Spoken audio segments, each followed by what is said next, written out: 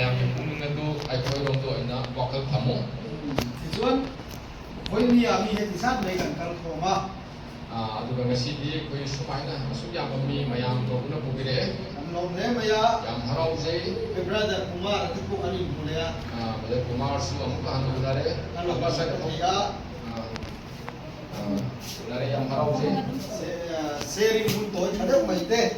Aron nei ya. Sharing tentang na apa bawa hadir bagi tamu yang kagak sharing.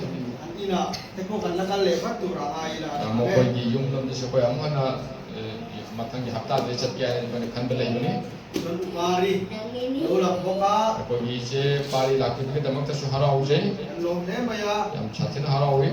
Uno le nei chon ulang so tu hang kan so tak le mau seni. Matam leh di adum tantana adum nasi hai begitu hai je bani. Jadi mohar sana te itu koi meet sung lah. Kita sudah tu orang bani. Kali kumpa awal ada itu kali main nama tarik kesu kali berpung de singa de betul aku dah adum pau biru. Voi ni arwai kan kil chan tur pakhat hi kan soyanga. Nasi aku jamin naga tu betul di moru gemaram mam han hai ke.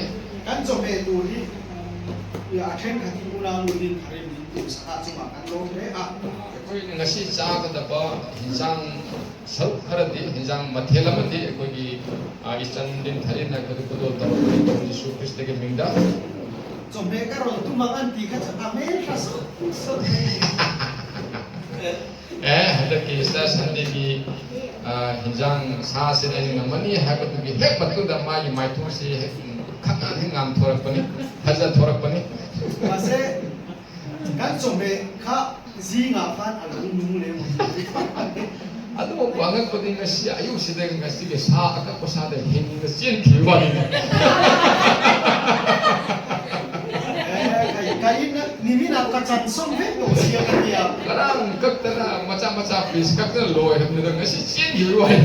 Politik nak fun he to Politik de yom na thamam mani. Zinga an kaldo na katha thapa. Moi chalam dai dai na do sine kibani. Mase auto watangan sukhan kan boksa kalau sukwe du me lawa. Ado auto da moi na kumba matam da ngasai sa do yaw na kumning ba yaw ke sa do kum no phau ke de. Alo chuang sang dei me ya. Itu sa do tong na le hore auto do ba. Anu le ta ni na ka dia. Sigi sa sigi amu hinge ni khalu ni. Sister Lin Thoi in lau ko la. Sister Lin Thoi na phone taw le mon da. Kan chong be na sukwe lo. Akoi gi hinjang si ko to ni ko da re nai. Kai po ka tan su ka scooty in tan pi ha. Ai se ma si di choi ba ya de na is ko ti pu to chin gen taw ma ni. Mase chu di lai chon phan te ko ko bul nai gi lo. Ada ko ti tan ja ba ga sa ga ke to ko gi khatang koi ho ba ma lai. Kai pa bi sa gi lo ni sa. Se ko ja ba san si ni. Ani lo go niom tak ani. Ma na ta na ru ra khang de hekta phang na ru re. Ake ya pa man le ya. Mai ma ko wai re mai taw ta na. Tuna chona tan bo thei to lo ei tu ri na hin.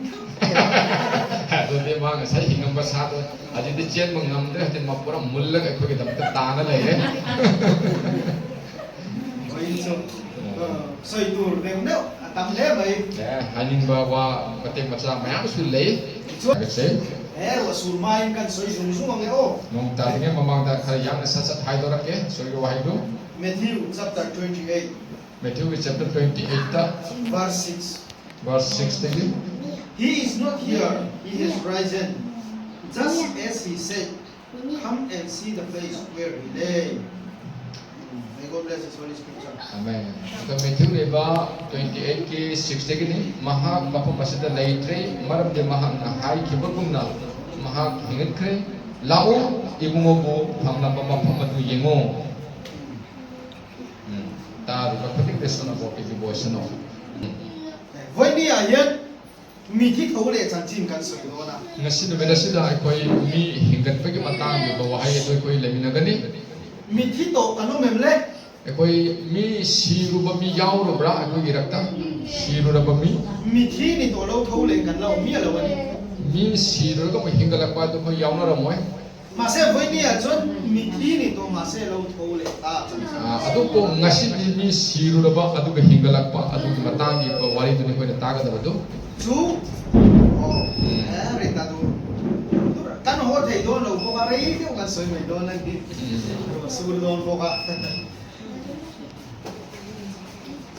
he isu hun lai ko hian Yesu Christ ki matam du da su sadukai ho an oma saduka sing lei chu ho chuan mi thi ko le na yan rim ni lo ma madu sing du na di mi hingalak pa sa suta thajade ma se isu a thole tlat adum po babu Yesu Christ di hingale mà sẽ chú ý suốt thôi lên nó chẳng xin đi khâu về liền mi tên này là hiện tiền là lâu đủ lâu đủ mà aduna babu Yesu Christ na hingalak pa si masigi wari sa pitibi ki mi aya amasing na madu haini saduk haning da madu ki apapa pawadu tu nó gắn chia rồi ta khá ăn nuôi gắn dùng chia này chuan hauji nai na pawadu ki makha thang badam ka khara sang thana pawa taraga di isu an khan na phum veng tu rom si pai ho kha Yesu Christ sibada phum ki ba madu ki rom gi sipai kangbu singdu an ho tu tên này là an khan na khá isu khá thấu lệ tu mồ lệ thì khá ăn bao nhiêu này chứ makoi ki ning thawadu da chatna makoi na hai is na hanai ko na phum ki ba adu ki mission adu ni leitre ma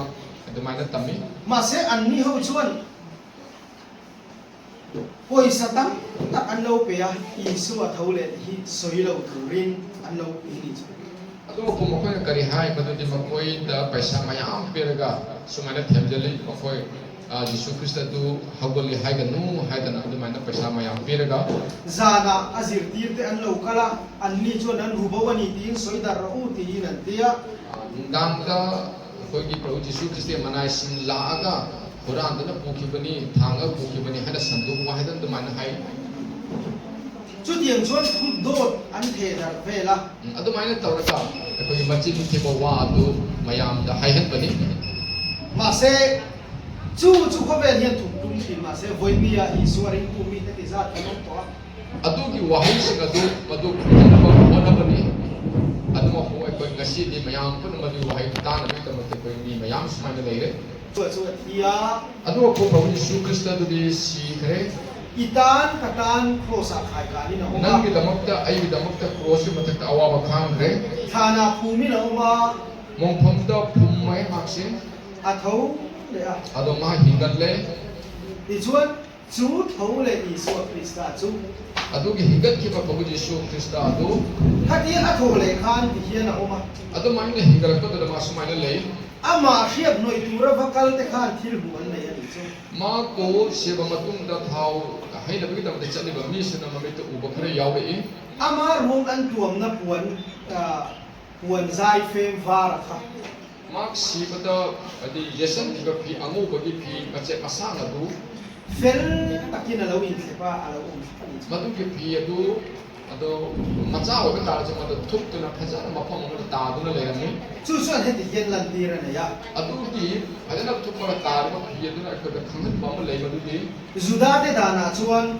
yahudi sing ki kam ku ki niyom da an pu in cho a ila ya ma ki ma pu na adi chak cha ri ki ma tam da a ku thu na puan do kana ala oma karigumba ai ko ki phi adu ma ku te tho na ma chak cha lo te ko ma phi adu te ba ka le ma ta ga ni a ku da suk do the fel mi lawa no ya akal san top chuan a ku war to ti na ni karigumba madu na char ma tu da ngai se hai da phi adu na san san te tho ma chu lang tho ma ta ga ni ma bu thalle na hai nei mai thaja na bi ni ma se in the fel the pa la om chuan a ku kha tho ko ni se a ku ala ku war lawa alo kal le don ti na ni chu aduga amana karino ai khone khama matam de kai thuk tu na phajana phi se le ma ta ga di o ma se hakot ki ba ta ga cha ba lo ga ma se ma bu than ma amon na la ga cha ga ni ha lu tu mai na yudi ki chane bi da thaja bi le ti chuan isu an tuan na puan ko chu the fel ina oma aduna som de yeng si na sai gi hai ba ma pu ma sa lesson ko phi adu phajana tu ma ma bu